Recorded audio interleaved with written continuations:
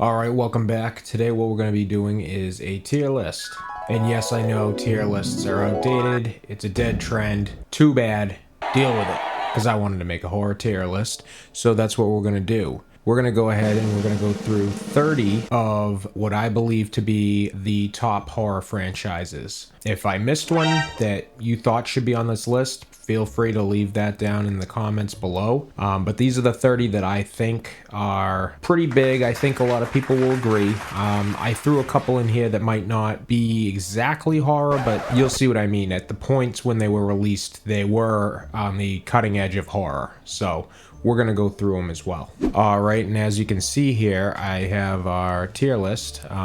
So I did notice when I was making this tier list that when I go to drag the images on, they are going to be quite a bit big, but we'll easily enough just adjust those and place those. Also, I'm missing the little overlay gray here for the B row, which I don't think should be a problem.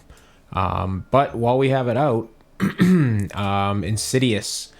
These movies, I caught on to these kind of late. I'm not really huge into demonic possession movies. Some of them can be cool. It depends on, how the director goes with it, how things play out, because I feel like it's just, of course there's a time and place for these kinds of movies. A lot of people like paranormal stuff, or the demonic side of things. When I first saw this movie, I kind of drifted off. I had to go back and watch it, actually. Didn't really hold my attention as much as I would have liked the first time, but nonetheless, I did go back and watch it. I did enjoy it. I think that I'm going to go ahead and I'm going to put this... I'll put this in a B tier. I enjoyed this movie. Again, demonic possession, the original possession movie is, of course, Exorcist, so... Which actually, we'll go to that next.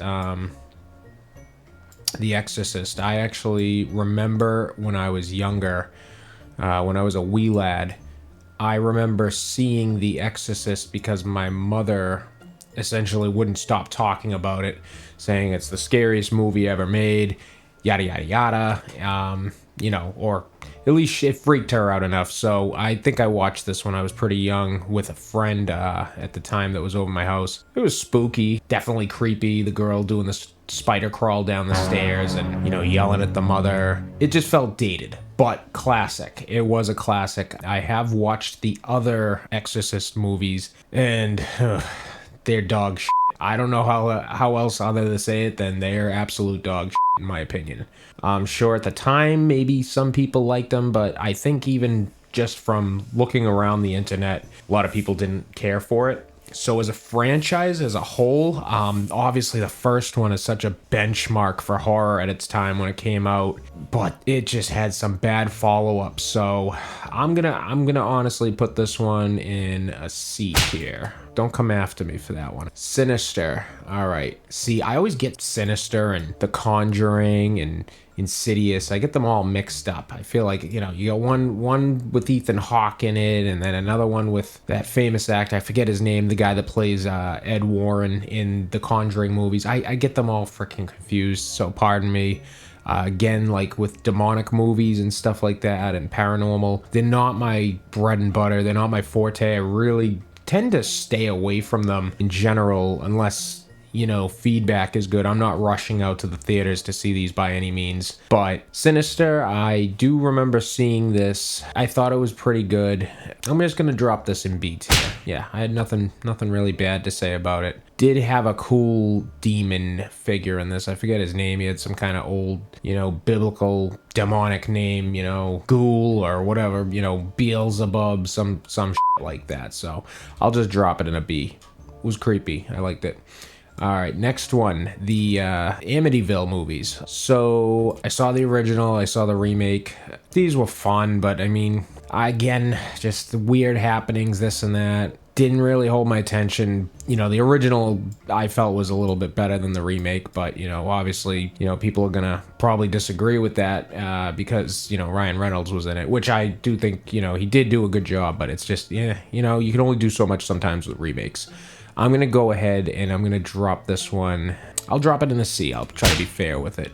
All right, next one, Poltergeist. All right, now this is where things actually get a little scary, because whether you want to call it coincidence or not, people died on the set filming this movie. A couple people, I guess, actually had incidents where they experienced some pretty traumatic events, even after the fact of the movie being completely done with filming, being released. I heard there's some really spooky stuff that surrounds this movie. It actually might be something I'd want to go and take another look into a little further, maybe do a video on this particular movie, because from everything I've seen about it, there was a lot of bad shit that happened on this set of this movie, and people thought they were cursed and crazy. But aside from that, the movie itself, Poltergeist, this kind of goes hand in hand with the whole phenomena and paranormal stuff.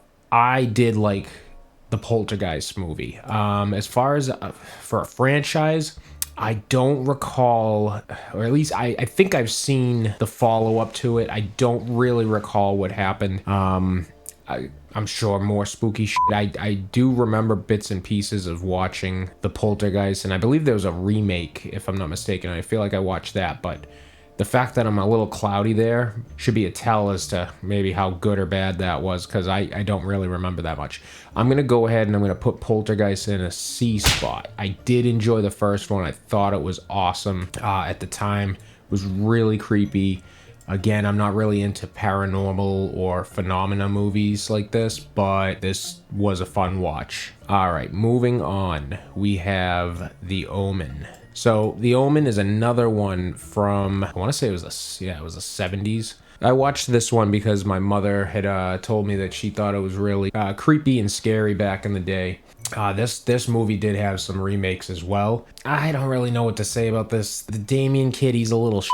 I don't know. I didn't really get into it. For me, The Omen, I'm putting it at a D spot. It didn't do it for me, really. Psycho, Norman Bates, right? That's his name. Definitely was a creepy character. I saw the original. Yeah, I saw the remake with Batman there, Christian Bale. Great actor. Drops a lot of weight, puts a lot of weight on for his roles. Guy's crazy. Absolutely crazy. But he did a pretty good job. Complete psychopath. I'm going to go ahead and I'm going to put this one in... I'm going to put this one in a B tier. I liked the Psycho movies because it's a creepy concept. It's real kind of horror. And what I mean by real kind of horror is inherently real. You know, we have fucking psychopaths walking around in real life. So next up, a classic, Halloween, Michael Myers.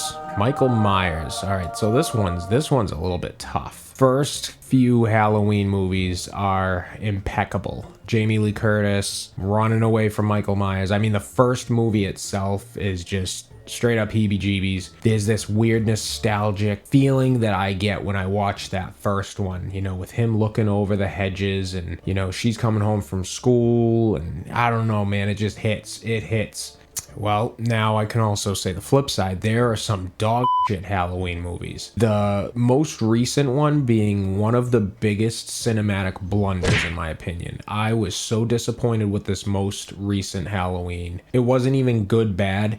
It just sucked. I'm sorry to say it. It just wasn't good. Its predecessor, the follow-up to the remake, there's so many remakes, but the follow-up to the recent remake, the Halloween Kills, that one smack dab right in the middle, and its predecessor were pretty good. I enjoyed the second one, even though that got a lot of hate, the Halloween Kills, because it was bad, but there was so much action going on in terms of kills, and they were over the top, and it was fun. It just felt fun. This franchise as a whole, you got to look at it in a fanatical sense. If you like the Halloween movies, you might lean towards giving some of these movies a pass because you could be biased and say, okay, you know, I like Michael Myers, I like what it represents, I like what these movies represent. Or you could be fanatical on the other side of the fence and have higher standards. I'm a pretty easy critic, honestly. If the movie hits some marks, or if I can see where the director was going with some kind of artistic direction, I might give it a pass. In the case of Halloween, I think as a whole, it's had a good run. It's had some real big flops. I gotta put this one at least in A. This is going in an A tier for me. It could move. I could feel like Halloween could be S tier because like I said, I get such a nostalgic feeling, but you know, we'll keep it an A for now and see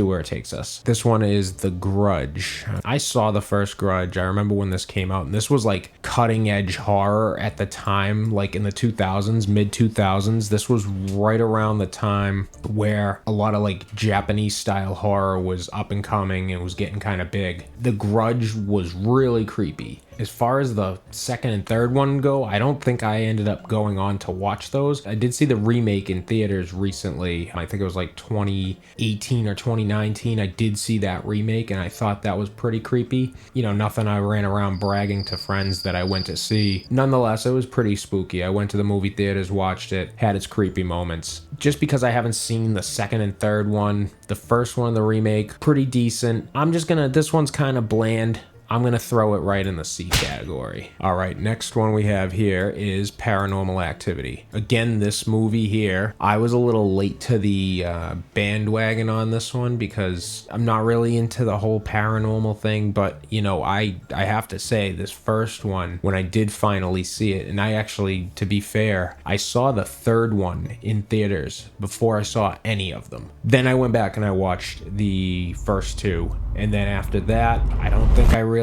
kept going because you know, they started dragging the franchise through the mud from what I understand. Maybe I'll put myself through and watch most of them because I'm kind of curious to see what the rest of them are like. But as far as 1 through 3 go, if I'm just basing them off of that, I'm gonna leave it right where it actually is, right in a C spot. All right, moving on, we have The Conjuring. These movies were, I mean, these have a whole universe, so you can pull, I guess, the Nun and Annabelle in with these. We'll just do this all as one big wrap up, but Conjuring, creepy movies, again, paranormal, demonic possession kind of crap. I saw most of the Conjurings. They were pretty good. I saw The Nun, saw The Nun in theaters, actually. It was all right. It wasn't, you know, I suppose if you're into the Conjuring universe, then it's worth a watch. I wouldn't rush out to buy it on DVD or rent it. You can probably find it free somewhere on a streaming service at this point. That's the route I would take if you're at least remotely curious about it. Annabelle movies, you know, again, demonic possession. The lore behind the Conjuring movies is what I'm more interested in. The fact that these movies are all kind of based off true stories of Ed and Lorraine Warren, and they actually have the museum, I believe it's down in Connecticut. That's really, really cool stuff that they have all this haunted. Well, I don't think they're around anymore. I think it's run by, if I'm not mistaken, I'm pretty sure they passed, but I think their nephew runs the museum and you can't just go there. I know there's been YouTubers and stuff that have gone there by invite only, and people have definitely said the place is outright haunted. Bad vibes, definitely attachments and negative energy there. The lore definitely gives this franchise some bonus points, but in terms of delivery, I think that the Conjuring movies are good. I think that the Nun and Annabelle split-offs, they're all right. So I'm going to be fair to this, just again because of the lore that goes into it too.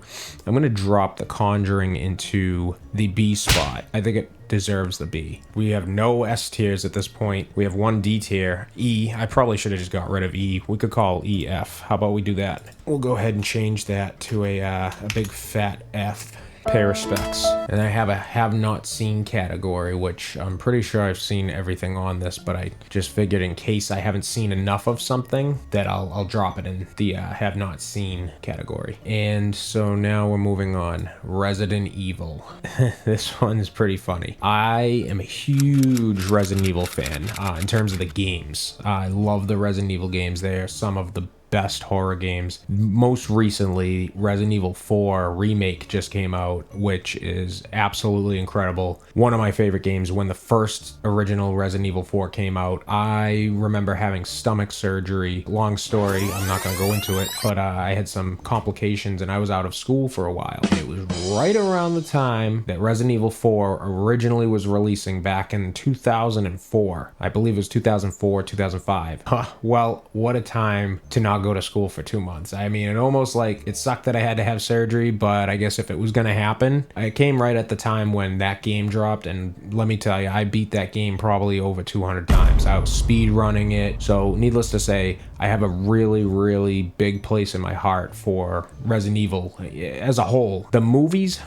The movies they're a mess. The first one is, it mashes together some of the charm that the Resident Evil games has. It takes little pieces and puts them together to try to make this movie that tries to be true to the gamers, tries to be true to its roots, but it just kind of winds up being putty all over the floor. It's just this malleable mess that you can see where the director was kind of going with it. But now there are parts in the movie, like the practical effects, like with the dogs, the zombie dogs. I mean, they did a good job with this movie. So by all means, the first Resident Evil movie was a fun watch. And I'll even say for the second one was a fun watch, albeit it was just kind of all over the place and silly. But if you can go into these movies knowing that they're kind of a mess and, you know, there's some silly fun, yeah, I would recommend at least the first two. Any further than that, and it starts, I didn't really see any value in those movies. They just kind of kept beating the horse to get money out of it almost. But again, the first couple were fun movies. So what I'll do is I'll put this movie, this one's kind of biased for me, but because it had some dog ones, I'm gonna go ahead and I'm gonna put this in a solid C. I'm not rushing to throw this in my DVD player anytime soon. They are fun movies. All right, moving on, we have Night of the Living Dead. George A. Romero, definitely one of the masters of horror. So Night of the Living Dead, Dawn of the Dead movie remake that came out in the early 2000s, that kind of whole universe there. These movies are fun. I mean, these are old and dated, the Night of the Living Dead and such, but these were, again, at that time, cutting edge horror. There was not a lot of horror around for the time that these came out. I'm of course not speaking of experience, but remember that when this movie came out, it was a time when there wasn't all of the special effects. This was just people putting on makeup. It wasn't, the CGI and massive budget special effects that we're used to today. Now, moving forward a little bit, the Dawn of the Dead remake from the early 2000s, what a movie. I mean, the first real zombie movie, in my opinion, of the new age, the modern age, just crushed the mark. I mean, the first 5 minutes of that movie, the opening scene to that movie is absolute anxiety, jumps you right into pure hell. The whole mall scene, everybody getting trapped in the mall, the zombies can run. We're not talking Resident Evil zombies that trudge along, walk by, shift around them. I mean, these suckers run at you. You have a horde of running zombies, and now that changes the whole landscape. So I'm going to go ahead and I'm going to put these in a B tier for pure nostalgia reason for the originals, but also the remakes are good. I think they're solid. Final Destination. These movies were extremely fun, definitely goofy. These came out when I was a teenager, so these were like the teenage kind of movie. It was cool. Like, you got to go see, Final Destination. You go rent it at Blockbuster and go home, and everybody was talking about, whoa, Final Destination. You see it? It's so messed up. I watched most of these movies. I thought they were definitely very fun. It's very predictable stuff, although the deaths weren't so predictable at the time. This was kind of a new era thing. This unseen force is kind of predetermining your death, so they were fun. I don't really have that much to say about them. I think they did the job. Some of them were better than others, but I'll go ahead and put this one in a C. Man, I'm being too fair with some of this stuff. I gotta start moving this stuff around. All right, one of my favorite franchises, Alien. Do I do it? I gotta put it there. I'm sorry. I know some people might be like, what the fuck are you doing, dude? Now, I'm talking purely the Alien universe. Yes, you can lump Prometheus in there. Prometheus, I think it was a very cool movie. It didn't hit some of the marks that I think they could have, but it definitely was the genesis of how we got to where we got with Xenomorphs, the Alien Queen. It was a great movie to kind of show us some of that back lore, because I mean, if you look at the Alien franchise, we're talking back to the original with Sigourney Weaver. Those movies were so fun, super cutting edge at the time. There's something special to me about Aliens, and I don't know if it's because I'm pretty big myself into like creature features. Alien just hits a mark on its own. It's just one of those franchises that does it for me. So, all right, moving on. This one, like I said in the beginning of this video, Jaws, is not the horror that you would think to put on this list. I know it is on a lot of top horror lists, but not a lot of people would put this in horror nowadays or really consider this horror. But at the time when this movie came out, I believe in 1975, people weren't even going swimming anymore. People were afraid to go into pools. Peter Benchley actually wrote this story for Jaws. He wrote it and it kind of demonized sharks. So people were actually going out and killing sharks in abundance, thinking that they were these great killing machines that were taking out humans, and such little was known about them. So that's actually the even scarier part, is that people were going out and targeting sharks and wiping out the shark populations. A lot of attention was actually brought to this movie because of the fact that people were afraid of sharks, and as time changed, Peter Benchley brought about that, it was not his intention to demonize sharks. It was actually to bring, some form of awareness about sharks, and he just kind of played off of the fact that it was a movie. He wanted to make a scary movie. Getting back into the actual point of this whole video, the movie itself and its follow-ups, Jaws, was awesome. The first one, phenomenal movie, benchmark of horror, ahead of its time at that point, and it scared the bejesus out of a lot of people in a real way. So I mean, if that's not effective horror, then I don't know what is. The follow-up movies were all right. I enjoyed them. So I'm gonna go ahead and I'm gonna put Jaws in the B category. I think that's fair. All right, I'm gonna speed this up a little bit. So we're just gonna sprinkle a couple of these in here. So next one up, the Purge. Purge movies were cool, really cool concept. The first two were awesome. We're gonna go ahead and drop the Purge in B. And the reason I'm putting it in a B is because it did have some of the sequels that didn't really do it so much for me. I'm gonna say anything after the second one was just like, all right, we've seen it, we've gone through it, it's just in a different setting, different people. So, but I think it's a solid franchise. B it goes. Silence of the Lambs, Hannibal, Red Dragon. These, I don't know, these ones are weird to me. I've seen Silence of the Lambs, I've seen Hannibal. Yeah, they're cool concepts. What's his name did a great job. Put him up on the screen. What's his name? Anthony Hopkins. Yeah, did a good job, but I don't know, this one's just D. All right, next one, Evil Dead. Evil Dead franchise. I just did a review on Evil Dead Rise. Man, the Evil Dead series is some of the best B horror movies that you can get. I'm putting this up in the S tier.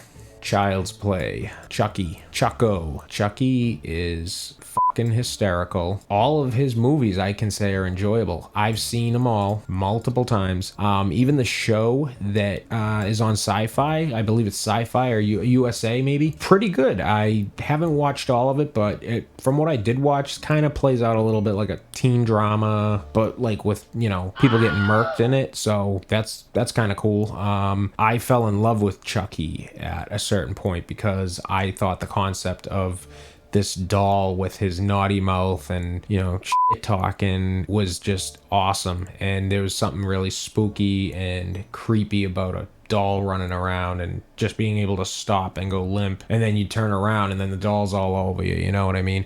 And then it was also funny, the introduction of Tiffany. What was it, the Seed of Chucky? That movie kind of sucked, but it was part of the Chucky universe, and it was funny. Not gonna say it was like not totally worth watching because it had its place in the Chucky franchise and the universe, but it was one of the weakest movies, but it was funny. It had its points. I'm gonna go ahead, I'm gonna drop Child's Play into the A tier. Candyman, I wasn't a big Candyman fan. Clive Barker, I know a lot of people are gonna probably be pissed off I'm doing this, but I'm dropping this in a D tier.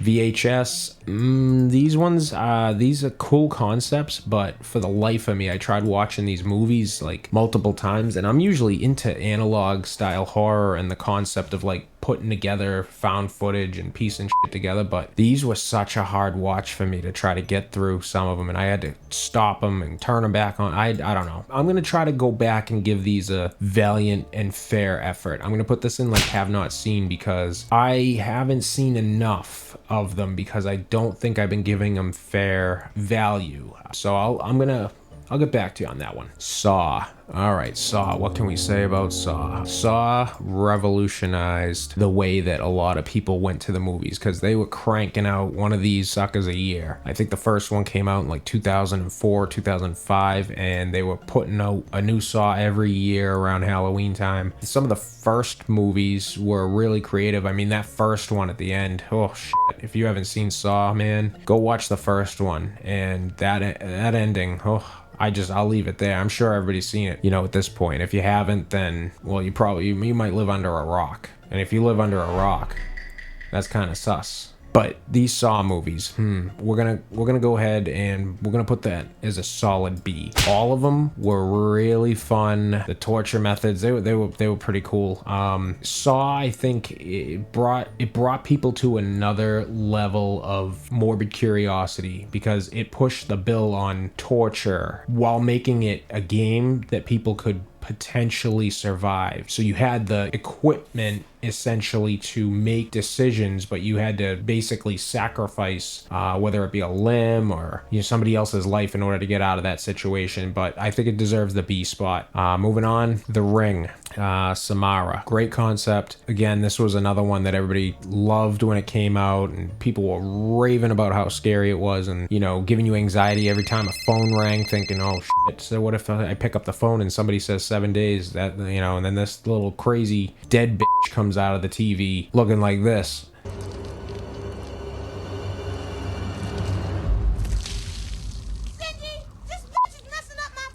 Can't remember the second one. Then I think they had the remake Rings, and that, as a whole, it was pretty good. I will say that we'll go ahead and we're gonna put this in C tier, solid C tier.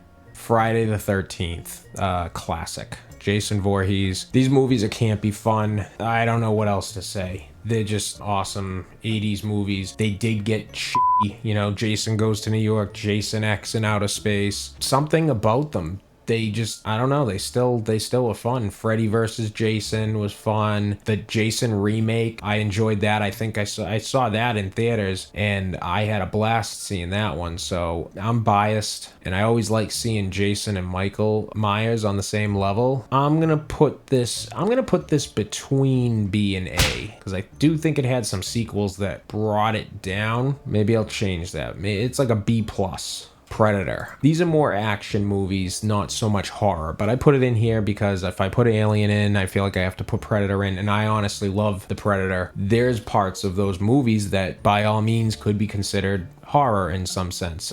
There's definitely a lot of violence in them. The lore behind the Predator, coming from other planets to sport hunt, some of the best equipped militants on planet Earth, and also hunting aliens. There's a whole little depth of universe that goes hand in hand with those. I'm a huge Predator fan. I think the thing is sick. It's got all this advanced weaponry. This one is definitely a hot take because it's on a horror tier list, but I fucking love the Predator. I'm dropping the Predator in S because he's a straight up beast. Get at me. Freddy. What can we say about Freddy? The man who haunts you in your dreams, the man with the claws on his hands. He's a nightmare. He's a pure nightmare creature. Man, burn victim. Robert Englund plays Freddy, makes the character super fun, super creepy. He himself is a horror icon.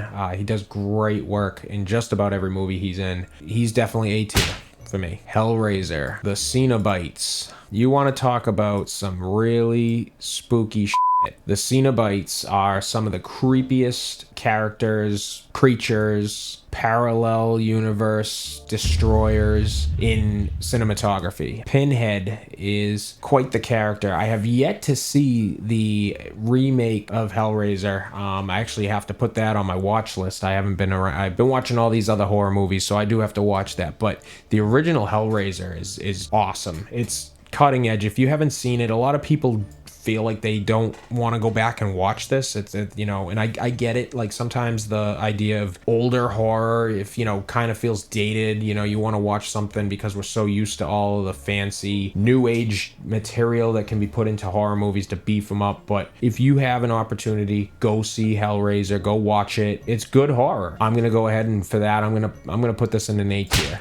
Texas Chainsaw Massacre. I got a little bone to pick on this one. So the original Texas Chainsaw Massacre was really creepy, felt dirty, gritty, grindhouse style movie.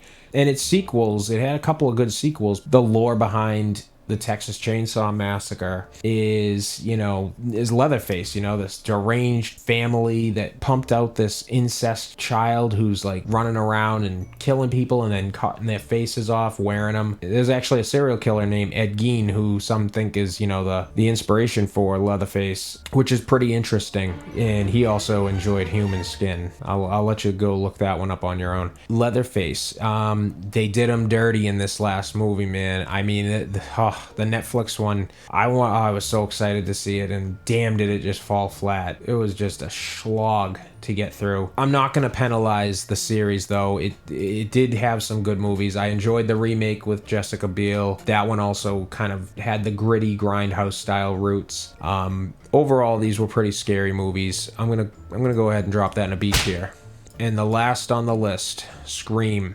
So let's talk about Scream. Scream is the beautiful balance of some teen style, edgy, angsty horror with some comedy. Scream is Wes Craven's brainchild. This movie has a special place in my heart. I used to watch this movie with my cousins all the time. We knew all the quotes. I'm talking specifically Scream 1. Now, I've seen a couple of the other Screams. I still have to go back and watch the one with Emma Roberts. I have yet to see the newest one with Jenna Ortega. I do plan on going back and watching those. I did see 2 and 3, however, I would have to go back and watch those again to really brush up. But I did see Scream 5. I thought that was pretty good. In Scream 1, you have a bunch of teenagers that are making tropes about horror and making rules as to what you can and can't do in horror movies because that's how the killer gets you. I mean, I think everybody can agree that Scream has to go in an S tier.